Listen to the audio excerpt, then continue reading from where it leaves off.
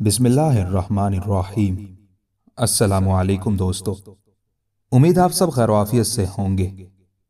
سلطان سپختگین، episode 4۔ راجہ جے پال کو یہ بالکل یقین تھا کہ سلطان سپختگین اس کا وفد پہنچتے ہی صلح کر لے گا اور اس کی طرف سے صلح کے پیغام کو غنیمت سمجھ کر اس کا مشکور ہوگا۔ وہ وفد کی واپسی کا انتظار کر رہا تھا۔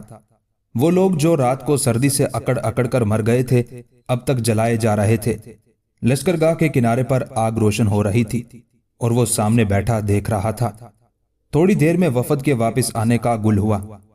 اگرچہ اس کے جی کو لگی ہوئی تھی وہ دریافت کرے کہ سلطان سپختگین نے کیا جواب دیا ہے، لیکن بظاہر بے نیازانہ شان سے بیٹھا ہوا تھا۔ سامنے سے وفد آ رہا تھا۔ اس کے ہمراہ بہت سے افسران ہو گئے تھے اور ارکان وفد سے معلوم کر رہے تھے کہ آیا سلطان سپختگین نے صلح منظور کر لی ہے یا نہیں، مگر وہ چپ چاپ تھے۔ جواب دینا تو دور کی بات، ہوں یا ہاں تک بھی نہ کرتے تھے۔ لوگ ان کے ساتھ ہی لگے چلے جا رہے تھے۔ بالآخر جب وہ جے پال کے پاس آ کر رکے تو جے پال نے اجلت سے دریافت کیا، کیا سلطان نے صلح کی تجویز کا خیر مقدم کیا؟ ان میں سے ایک شخص نے کہا، نہیں حضور۔ جے پال نے حیرت سے اس کی طرف دیکھ کر کہا، نہیں؟ وہی شخص، جی ہاں نہیں۔ جے پال، گویا میری تجویز ٹھکرا دی گئی۔ وہی شخص، بالکل۔ جے پال، سلطان صلح پر آمادہ نہیں ہوا؟ وہی شخص، سلطان تیار تھا مگر۔ جے پال، مگر کسی افسر نے رخنہ اندازی کی؟ وہی شخص، نہیں حضور۔ جے پال، اور کس نے؟ وہی شخص، سلطان کے بیٹے محمود اور اس کے ایک ہم عمر لڑکے نے۔ جے پال نے اور بھی حیرت سے دیکھا اور دیکھتا رہا۔ کچھ وقفے کے بعد بولا، محمود نے؟ مگر وہ تو لڑکا ہے، 15-16 برس کا۔ شخص، بالکل، اس سے بھی کم عمر کا۔ جے پال، تعجب ہے، اور سلطان نے اس کا کہا مان لیا؟ وہی شخص، اول تو سلطان بھی رضامند ہو گیا تھا اور اس کے افسران بھی، مگر جب محمود اور اس کے ہم عمر ایک لڑکے منصور نے مخالفت کی اور جوش و خروش سے تقاریر کر کے سلطان کو مصالحت سے باز رکھا تو سلطان بھی اور اس کے افسر بھی پلٹ گئے اور انہوں نے صلح کرنے سے انکار کر دیا۔ جے پال، تب تو سلطان کے بے وقوف ہونے میں کچھ شبہ ہی نہیں ہے۔ بھیم نے کہا، میں سمجھتا ہوں کہ سلطان مصالحت پر اس آسانی سے تیار نہ ہوگا جس آسانی سے ہم سمجھ رہے تھے۔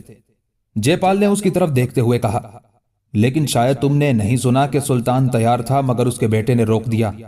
بھیم، سلطان نیک دل ہے، حلیم الطبع ہے، وہ ضرور تیار ہو گیا ہوگا، لیکن محمود نو عمر ہے، اس کی رگوں میں خون دوڑ رہا ہے اور وہ ہرگز آمادہ نہ ہو سکتا تھا۔ جے پال نے جوش میں آ کر کہا، اس شیطان زادے کا خون پانی کی طرح بہایا جائے گا۔ بھیم، اگر ایسا ہو تو ہندوؤں کو ایک بلائے عظیم سے نجات مل جائے۔ جے پال، کیا تم کو اس میں کچھ شبہ ہے؟ بھیم، مہاراج صرف مجھے ہی نہیں بلکہ تمام پنڈتوں اور جوتشیوں کو شبہ ہے۔ جے پال، کیوں؟ بھیم، اس لیے کہ نجومیوں نے حساب لگا کر مجھے بتایا ہے کہ محمود جو آج ایک لڑکا ہے ایک دن سلطان بن کر ہندوستان پر 10 سے زیادہ حملے کرے گا اور ہر حملے میں ہندوؤں کا قتل عام کرے گا۔ جے پال، تم نے کب نجومیوں سے حساب لگوایا تھا؟ بھیم، جب مہاراج نے لشکر کشی کا حکم دیا تھا۔ جے پال، مگر ہم اسے زندہ ہی کیوں چھوڑیں گے؟ بھیم، لیکن وہ زندہ رہے گا۔ جے پال، اچھا، وہ ہندوستان پر کیوں حملہ کرے گا؟ بھیم، مجھے یہ بتاتے ہوئے شرم آتی ہے۔ جے پال، مگر تم کو بتانا پڑے گا۔ بھیم، تو سنیے حضور، اس کے حملوں کی وجہ یہی صلح ہوگی جو کہ آپ کر رہے ہیں۔ جے پال، صلح ہونے کے بعد جنگ؟ یہ کیسے ممکن ہو سکتا ہے؟ بھیم، مسلمان جس طرح سے قول و اقرار کے پابند ہوتے ہیں اسی طرح سے چاہتے ہیں کہ دوسرے لوگ بھی اپنے وعدوں کے پابند رہیں، مگر محمود میں یہ صفت دوسرے مسلمانوں سے زیادہ ہے۔ جے پال، اس صفت سے جنگ کا کیا تعلق ہے؟ بھیم، صاف بات یہ ہے کہ حضور صلح کریں گے لیکن جن شرائط پر صلح ہوگی اسے پورا نہ کر سکیں گے اور یہی وجہ جنگ کی بنیاد ہوگی۔ جے پال، ان خام خیالوں میں نہ پڑو۔ بھیم، ایشور کرے کہ یہ خام خیال ہی ثابت ہو۔ اب جے پال پھر وفد والوں سے مخاطب ہوا۔ اس نے دریافت کیا، کیا تم نے اسلامی لشکر کو دیکھا ہے؟ राजपूत: हाँ। जयपाल: कितने खेमे गिरे हुए देखे? राजपूत: एक भी नहीं। जयपाल और वो दूसरे लोगों को बड़ी हैरत हुई। जयपाल ने कहा, एक भी नहीं? राजपूत: जी हां। जयपाल: किसी से दरियाफ्त किया था कि रात उनके कितने आदमी मरे हैं? राजपूत: दरियाफ्त किया था, मालूम हुआ है कि एक आदमी भी नहीं मरा। जयपाल: यह नहीं हो सकता, उन्होंने तुमको बताया ही नहीं। राजपूत: यह मुमकिन है, मगर हमने उनके चेहरों पर परेशानी के आसार भी नहीं देखे। जयपाल: क्या तुमने तमाम सिपाहियों को देखा था? राजपूत: सिपाही तो बहुत कम नजर आए। जयपाल: कहां चले गए थे? राजपूत: ये मालूम नहीं हो सका, मुझको तो ये ख्याल है कि वो पहाड़ों में घुस गए हैं और दिन में या शब को किसी वक्त अचानक हमला कर देंगे। जयपाल घबरा गया और उसने कहा, तुम्हारा ख्याल बिल्कुल सही है, अफसोस है कि अगर ऐसा हुआ तो हमको ज्यादा नुकसान पहुंचेगा। भीम: अंधाता सुलह की इंतहाई कोशिश कीजिए। जयपाल: किस तरह और क्या कोशिश की जाए? भीम: मेरा ख्याल है कि सुल्तान को यह बात समझा दी गई होगी कि बगैर तावान के सुलह करना फजूल है। अराकीन वफद में से एक शख्स ने कहा, हजूर का यह ख्याल बिल्कुल सही है। महमूद ने सुल्तान से यही कहा था कि हिंदू हम पर चढ़ कर आए हैं, इब्तदा भी उन्हीं की तरफ से हुई है, सुलह के ख्वाहिशमंद भी वही हैं। उन्हें हमारे अखराजात जंग अदा करना चाहिए और सुल्तान ने इसी वजह से सुलह करने से इनकार कर दिया।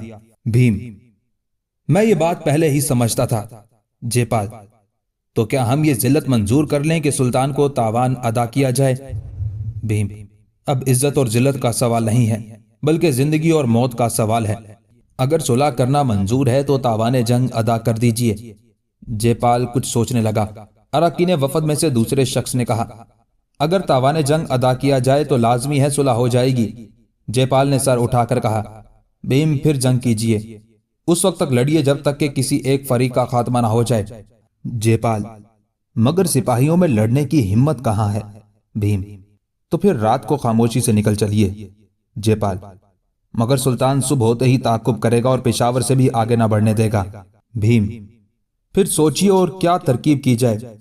जयपाल: मैंने बहुत सोचा है, कोई बात समझ में नहीं आती। भीम: बस तो सीधी और बेहतर राय यही है कि तावान जंग अदा करके सुलह कर ली जाए। जयपाल: अच्छा, मंजूर है, लेकिन तावान जंग किस कदर अदा किया जाए? भीम: यह बात तो सुल्तान ही बता सकता है कि वो किस कदर जर तावान लेना चाहता है। जयपाल: इन वफद वालों से दरियाफ्त करो, ये मालूम करके आए होंगे। अहले वफद में से एक शख्स ने कहा, इसके मुतालिक ना हमें हिदायत की गई थी और ना हमने इस्तफसार किया है। जयपाल ने जरा गुस्से के अंदाज में कहा, इससे तुमने अपनी बेवकूफी का सबूत दिया, अहमको तुमको खुद दरियाफ्त करना चाहिए था। एक शख्स: हजूर, अगर हम खुद दरियाफ्त करते तो सुल्तान समझता कि हम उससे दब कर आए हैं। जयपाल: ये बात भी तुम ठीक कहते हो, तब तो तुम अहमक नहीं हो। अच्छा, अब तजवीज करो कि किस कदर जर तावान अदा करने का वादा किया जाए। भीम: जिस कदर आप अदा कर सकते हैं। जयपाल: खैर, पहले तो मालूम होना चाहिए कि सुल्तान क्या मांगता है। भीम: लेकिन ऐसा ना हो कि आप सुलह के सिलसिला जुम्बानी में रहें और मुसलमान रात को शब खून मारकर राजपूतों को तहोबाला कर दें। जयपाल: यह बात भी तुम ठीक कह रहे हो। भीम: वफद वालों से हजूर को यह तो मालूम हो ही गया है कि इस्लामी लश्कर कहीं गायब हो गया है। जयपाल: और मैं समझता हूं कि वह जरूर पहाड़ों में घुसा इस तरफ बढ़ रहा है। भीम: मेरा भी यही ख्याल है, इसलिए सुलह की गुफ्तगू आज ही से तय होनी चाहिए। जयपाल: बस तो जो कुछ सुल्तान मांगे बेचून चरा उसे कबूल कर लेना चाहिए। भीम: लेकिन ऐसा ना हो कि हम उसे अदा ही ना कर सकें। जयपाल: मेरे ख्याल में अहले वफद को इख्तियार दे देना चाहिए कि वो कम से कम जर तावान पर मसालहत करें। भीम: मुनासिब यही है। अब जयपाल ने अराकीन वफद से कहा, तुम लोग जाओ और जिस तरह और जिन शराइत पर भी मुमकिन हो सके सुलह कराओ। जर तावान कम से कम मुकर्रर करना होगा, गर्ज ये के सुलह करने का तमाम इख्तियार तुम्हें दिया जाता है और सुलह करके ही वापिस आना बेहतर है। अरकान वफद ने कहा और वहां से हटकर घोड़ों पर सवार हुए और इस्लामी लश्कर की तरफ चल पड़े। عصر کے وقت تمام مسلمان لکڑیاں لے آئے تھے اور انہوں نے آ کر عصر کی نماز پڑھ لی تھی۔ چونکہ آج سارے دن میں بھی رات کی برف نہ پگھلی تھی، اس لیے جا بجا برف کے ٹکڑے پڑے ہوئے تھے، اور چونکہ آفتاب مغرب کی طرف قدم بڑھائے چلا جا رہا تھا، اس لیے سردی بھی بڑھ گئی تھی۔ مسلمانوں نے اسی وقت لکڑیاں جلا کر تاپنا شروع کر دیا تھا۔ انہیں وفد کے آنے کا حال معلوم ہو گیا تھا، لیکن انہوں نے وفد والوں کو نہیں دیکھا تھا۔ البتہ جو گفتگو ان کے اور سلطان کے مابین ہوئی تھی وہ سب کو معلوم ہو گئی تھی، اور مسلمان اس بات کو سمجھ گئے تھے کہ رات کے طوفان برف و باد نے ہندوؤں کو بہت زیادہ نقصان پہنچایا ہے، اس لیے وہ صلح کے لیے آمادہ ہوئے ہیں۔ اس خیال سے ان کے حوصلے بڑھ گئے تھے اور وہ نہیں چاہتے تھے کہ صلح ہو، لیکن وہ سلطان کے محکوم تھے اور اس کے حکم پر عمل کرنے پر آمادہ رہتے تھے۔ تھوڑی ہی دیر میں وفد کے دوبارہ آنے کا گل ہوا۔ مسلمان جہاں جہاں تھے وہیں بیٹھے رہے، جس کام میں مشغول تھے بدستور اسے سر انجام دیتے رہے۔ اراکین وفد سلطان کے خیمے پر پہنچے۔ اس وقت بھی سلطان کے پاس محمود، منصور، عز الدین اور فیروز بیٹھے تھے۔ اہل وفد نے سلطان کو سلام کیا۔ سلطان نے ان کو بیٹھنے کا اشارہ کیا۔ جب وہ بیٹھ گئے تو سلطان نے دریافت کیا، اب تم کس لیے آئے ہو؟ ایک شخص نے کہا، اس لیے کہ اگر ممکن ہو سکے تو خون ریزی روکنے کی کوشش کریں سلطان المومنین۔ سلطان، مگر یہ جے پال کو سوجی کیا تھی کہ بلا وجہ ہم پر حملہ آور ہوا؟ راجپوت، مہاراج کو نجومیوں نے یہ بات بتائی تھی کہ اگر اس وقت غزنی پر حملہ کیا گیا تو فتح یقیناً ہوگی۔ سلطان، پھر اب جے پال ڈرتا کیوں ہے اور صلح کا خواہش مند کس لیے ہے؟ راجپوت، مہاراج ڈرتے نہیں ہیں حضور۔ سلطان نے مسکراتے ہوئے پوچھا، اور کیا بات ہے؟ راجپوت، دراصل بات یہ ہے کہ انہیں یہ خیال ہو گیا ہے کہ چشمے کا پانی ناپاک کر دیے جانے کی وجہ سے دیوتا ناراض ہو گئے ہیں، اور جب تک وہ ناراض رہیں گے اس وقت تک کامیابی ناممکن ہے، اس لیے وہ صلح کرنا چاہتے ہیں۔ سلطان، گویا جنگ کو وقتی طور پر ٹالنا چاہتے ہیں، صلح نہیں کرنا چاہتے، بلکہ ہم کو دھوکہ دینا مقصود و مد نظر ہے۔ دوسرے شخص نے کہا، اس میرے ساتھی نے غلط کہا ہے حضور۔ سلطان، اچھا تم صحیح بتاؤ کیا بات ہے؟ دوسرا، بات یہ ہے کہ وہ خون ریزی کو پسند نہیں کرتے۔ سلطان، اگر خون ریزی کو پسند نہ کرتے تھے تو ہم پر چڑھائی کیوں کی؟ دوسرا، نجومیوں کے کہنے سے۔ سلطان، پھر اب صلح کیوں کرنا چاہتے ہیں؟ دوسرا، یہاں آ کر جب انہوں نے خون ریزی دیکھی تو نہایت متاسف ہوئے اور ان کے دل پر بڑا گہرا اثر پڑا، اس لیے وہ صلح پر آمادہ ہو گئے۔ سلطان، ابھی تو صرف ایک ہی دن جنگ ہوئی ہے۔ دوسرا، جی ہاں، اور اس ایک دن میں ان کو جنگ سے نفرت ہو گئی ہے۔ سلطان، لیکن یہ بات نہیں ہے۔ دوسرا، حضور بات تو یہی ہے۔ پہلا، مگر حضور نے کیا بات سمجھی ہے؟ سلطان، کچھ آدمی تو اس کے لڑائی میں مارے گئے، کچھ شب کو طوفان کے نظر ہو گئے، اب لشکر کم رہ گیا ہے، اس لیے وہ صلح کرنا چاہتے ہیں۔ پہلا، رات کو طوفان سے ہمارے زیادہ آدمی نہیں مرے بلکہ صرف 13,000 ہی کام آئے ہیں۔ سلطان، اور جنگ میں کس قدر مارے گئے تھے؟ پہلا، 15,000۔ سلطان، اس حساب سے تمہارے 28,000 آدمی کام آ چکے ہیں۔ پہلا، جی ہاں۔ سلطان، جے پال کو یہ خیال ہو گیا ہے کہ اگر اسی طرح سے اس کے سپاہی مرتے رہے تو اس کا تمام لشکر ختم ہو جائے گا۔ پہلا، نہیں حضور، ابھی تو لشکر کافی ہے۔ دوسرا، اور مہاراج جس قدر لشکر چاہیں اور منگوا سکتے ہیں، لیکن سلطان، مگر وہ منگوانا نہیں چاہتے۔ پہلا، جی ہاں۔ سلطان، اگر جنگ جاری رہی؟ دوسرا، تو منگوانا پڑے گا۔ پہلا، مگر امید ہے کہ حضور اس کی نوبت ہی نہ آنے دیں گے۔ سلطان، جنگ ہم نے شروع کی ہے یا جے پال نے؟ اس احمقانہ پیش قدمی کا خمیازہ اسے بھگتنا پڑے گا۔ پہلا، کیا خمیازہ بھگتنا پڑے گا حضور؟ سلطان، یہی کہ یا تو ہمارا مذہب قبول کرے، جزیہ دے، یا پھر تاوان جنگ ادا کرے۔ دوسرا، حضور ہم لوگ مسلمان نہیں ہو سکتے، ہر آدمی کو اپنا مذہب پیارا ہوتا ہے۔ سلطان، ہم کسی کو جبرن مسلمان نہیں بناتے، اگر تم ہمارے دین برحق پر نہیں چل سکتے تو پھر تاوان جنگ دو، ہم خود لڑنے نہیں آئے تھے، پہل تمہارے راجہ نے کی اور لشکر لے کر ہم سے لڑنے آیا۔ تاوان جنگ ادا کرنے کے ساتھ ہی ایک مفتوح کی حیثیت سے اسے خراج بھی دینا ہوگا۔ دوسرا، لیکن زر تاوان کا تعین ہو جانا چاہیے۔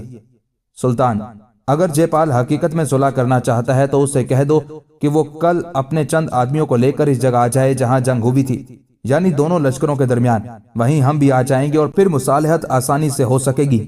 پہلا، بہتر ہے حضور۔ دوسرا، لیکن یہ فرمائیے کہ آپ کس قدر آدمی اپنے ہمراہ لائیں گے؟ سلطان، صرف 20 آدمی۔ دوسرا، تو 20 آدمی ہی مہاراج بھی اپنے ہمراہ لائیں؟ سلطان، ہاں، اگر وہ چاہیں تو اس سے زیادہ بھی لا سکتے ہیں۔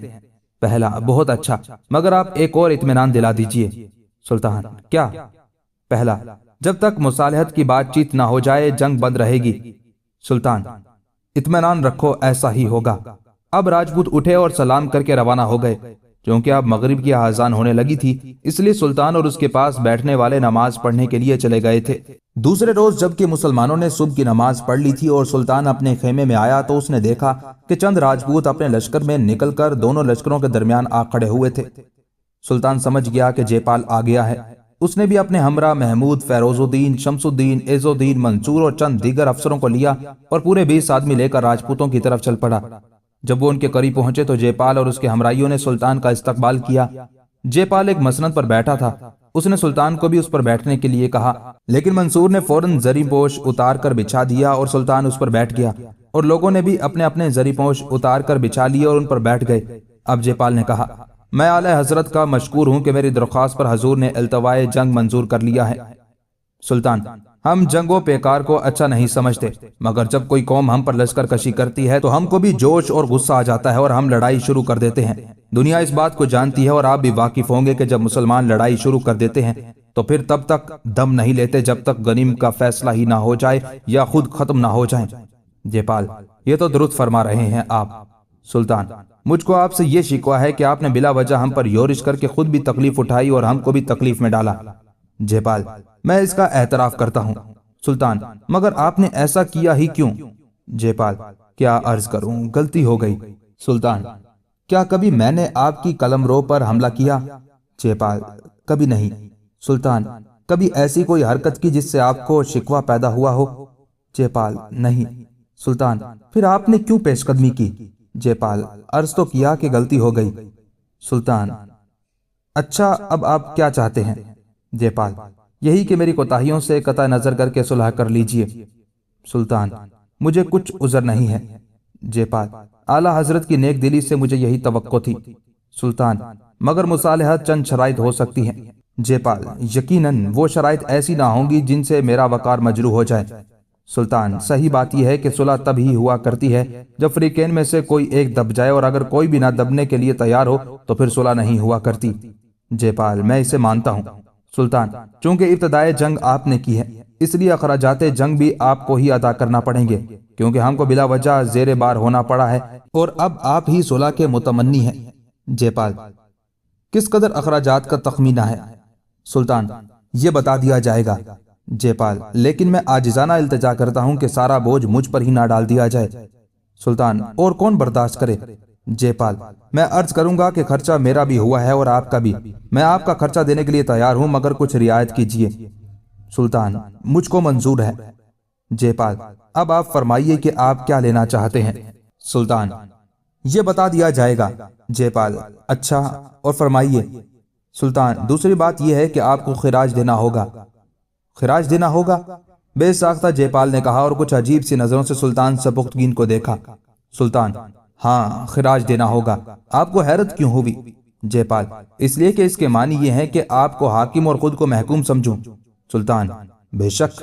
جے پال، نہیں عادل سلطان، ایسی سخت شرط نہ لگائیے۔ سلطان، کیا آپ نہیں جانتے کہ جو شخص میدان چھوڑتا ہے اسے کڑی سے کڑی بات ماننی پڑتی ہے؟ جے پال، یہ درست ہے، مگر اس میں میری اور تمام راجپوتوں کی سخت توہین ہے۔ سلطان، اس بات کو اس وقت دیکھنا تھا جب آپ نے حملے کا ارادہ کیا تھا۔ جے پال، اس غلطی کا خمیازہ زر تاوان کی صورت میں برداشت کرنے کو تیار ہوں۔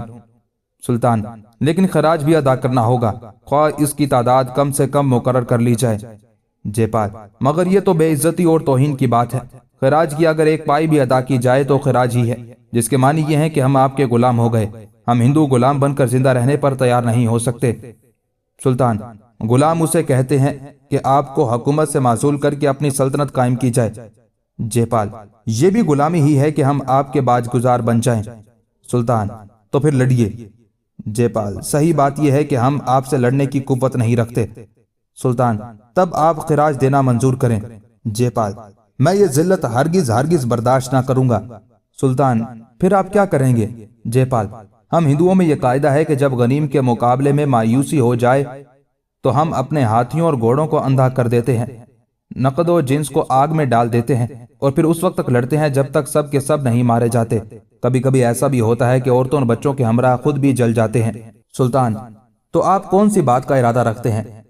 جے پال، آخری بات کا۔ سلطان، یعنی آپ ہم سے لڑیں گے نہیں بلکہ آگ میں جل کر مر جائیں گے؟ جے پال: جی ہاں، ہمیں لڑنے کی ہمت ہی نہیں تو لڑ کر کیا کریں گے؟ یہ سمجھ لیجئے جل کر مر جائیں گے، ہم نے آج یہی سوچا ہے۔ سبکتگین یہ سنتے ہی متاثر ہوئے، انہوں نے کہا اچھا میں دوسری شرط سے دستبردار ہوتا ہوں۔ جے پال خوش ہو گیا اور اس نے کہا میں نے آپ کی جس نیکی اور خوش اخلاقی کی تعریف سنی تھی اس سے آپ کو زیادہ پایا۔ سلطان: ایک انسان اگر حقیقت میں انسان ہے تو بے کس و بے چار پر ہمیشہ مہربانی کرتا ہے۔ میں اس بات کو پسند نہیں کرتا کہ اپنی شرائط پر قائم رہوں اور آپ وہاں تمام لشکر کے جل مر جائیں۔ جہاں یہ بات آپ کی دیوانگی کے طور پر مشہور ہوگی وہاں مجھے بھی دنیا ظالم اور سنگ دل کہے گی، لہٰذا میں ایسی سنگ دلی نہیں کر سکتا۔ جے پال: میں آپ کا شکریہ ادا کرتا ہوں، میں نے ایسے رحم دل اور نیک انسان بہت کم دیکھے ہیں۔ اب اخراجات جنگ کے متعلق فرما دیجئے۔ سلطان: جس قدر آپ ادا کر سکتے ہیں آپ خود ہی بتا دیں۔ جے پال: میں 50 ہاتھی اور 10 لاکھ درہم ادا کر سکوں گا۔ سلطان: مجھے منظور ہے، آپ یہ زر تاوان ادا کریں اور اقرار کریں کہ 10 سال تک کبھی کسی اسلامی سلطنت پر لشکر کشی نہ کریں گے۔ جے پال: میں اس بات کا اقرار کرتا ہوں کہ 10 سال تک کیا بلکہ تمام عمر بھی اسلامی ممالک کی طرف دیکھنے کی جرت نہ کروں گا۔ لشکر کشی تو بڑی دور کی بات ہے، البتہ میرے پاس اس قدر سیم و زر اور ہاتھی نہیں ہے کہ زر تاوان یہاں ادا کروں۔ سلطان: پھر کیا کیا جائے؟ جے پال: آپ میرے ہمراہ اپنے چند معتمدوں کو روانہ کر دیجئے، لاہور پہنچ کر میں تمام رقم ادا کر دوں گا۔ سلطان: مگر اس بات کی کیا ضمانت ہے کہ تم دغا نہ دو گے؟ جے پال: میں اپنے چند افسروں کو بطور ضمانت آپ کے سپرد کر دوں گا۔ سلطان: مجھے منظور ہے۔ محمود نے سلطان کی طرف دیکھا۔ سلطان نے دریافت کیا عزیز فرزند کیا تم کچھ کہنا چاہتے ہو؟ محمود: عالم پناہ اگر سنے تو عرض کروں؟ سلطان: ضرور کہو۔ محمود: مجھے ہندوستان کے راجاؤں کا اعتبار نہیں ہے، یہ ہمیشہ وعدے تو کر لیتے ہیں مگر انہیں افا نہیں کرتے۔ جے پال نے محمود کا نام تو سنا تھا لیکن دیکھا آج تک نہ تھا۔ آج جب اس نے دیکھا تو حیران رہ گیا۔ اس وقت محمود کی عمر 13 برس کی تھی، ہنوز محض بچہ تھا، مگر باتیں نہایت دانش مندانہ کرتا تھا اور لڑتا بھی خوب تھا۔ سبکتگین نے کہا میرے عزیز بچے، اس قسم کا خیال نہیں کرنا چاہیے۔ محمود: آپ خود اس بات کا تجربہ کر لیں گے۔ جے پال: میں شہزادے کو اطمینان دلاتا ہوں کہ کبھی عہد شکنی نہ کروں گا۔ محمود: یہ باتیں محض آپ یہاں کر رہے ہیں، جب آپ لاہور پہنچ جائیں گے تو سارے وعدے بھول جائیں گے۔ جے پال: میں راجپوت ہوں اور راجپوت کبھی اپنے وعدے سے نہیں پھرا کرتے۔ محمود: مگر مجھے اعتماد نہیں ہے۔ جے پال: آپ یقین کریں شہزادے۔ محمود: میرا دل کہہ رہا ہے کہ آپ ضرور دغا دیں گے۔ جے پال: کبھی نہیں، اگر میں ایسا کروں تو سمجھیے گا کہ میں راجپوت ہی نہیں۔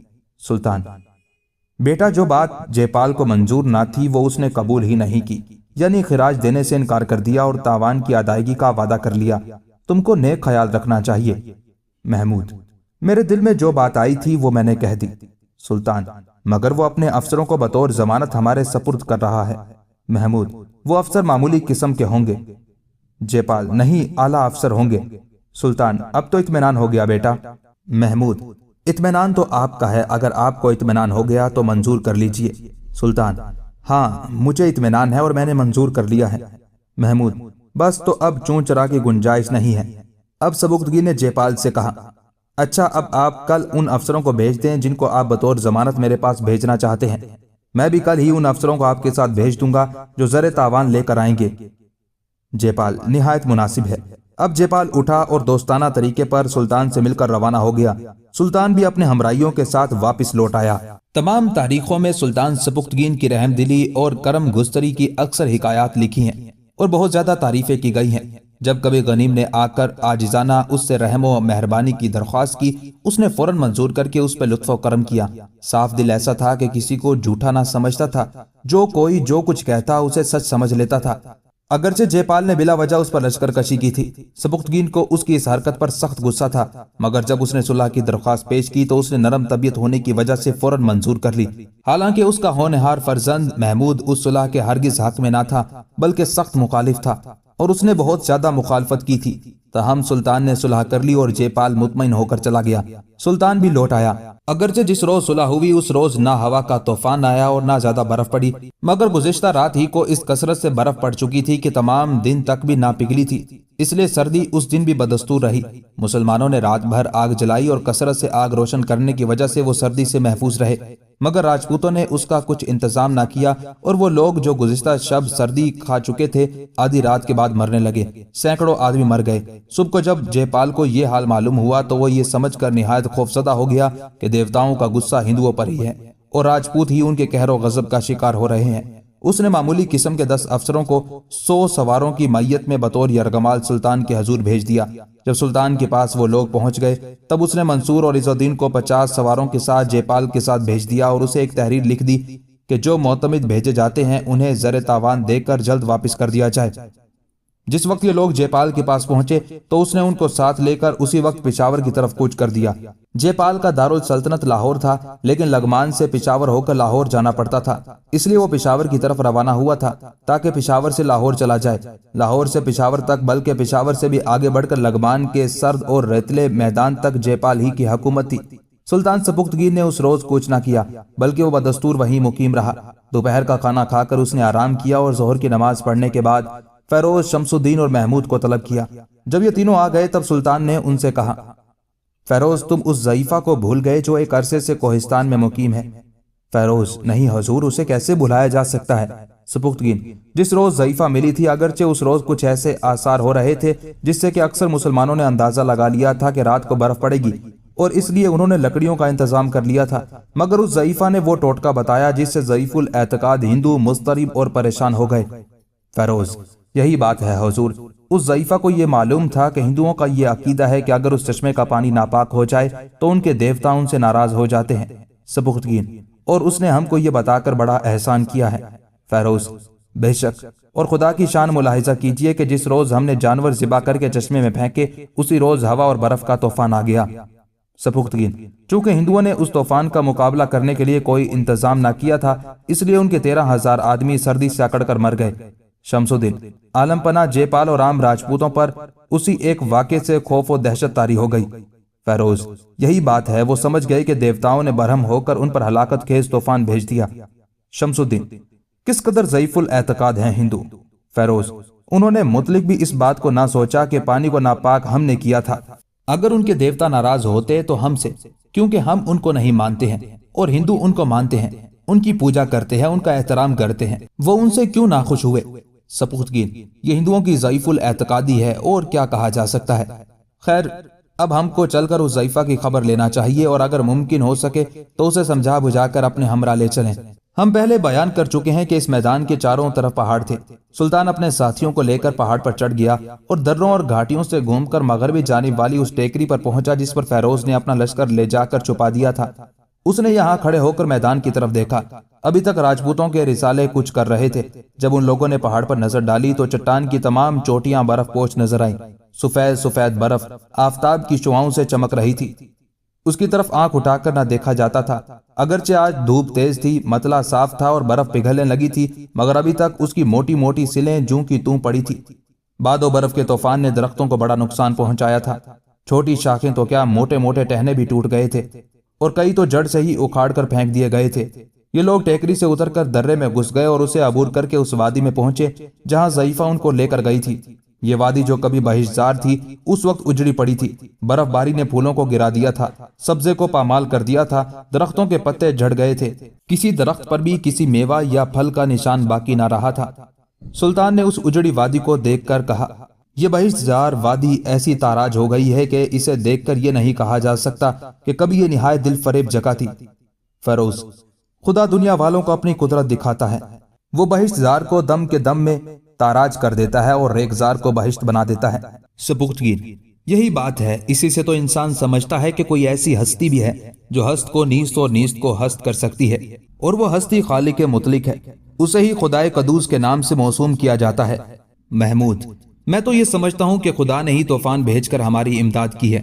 سپکتگین، یہ خیال بالکل صحیح ہے۔ کیا یہ خدا کی انتہائی مہربانی نہیں ہے کہ اس نے 13,000 کفار کو آگوش مرگ میں پہنچا دیا اور مسلمان ایک بھی نہ مرا، حالانکہ ہم اور وہ دونوں ایک ہی میدان میں تھے اور طوفان کا اثر دونوں لشکروں پر یکساں ہوا تھا۔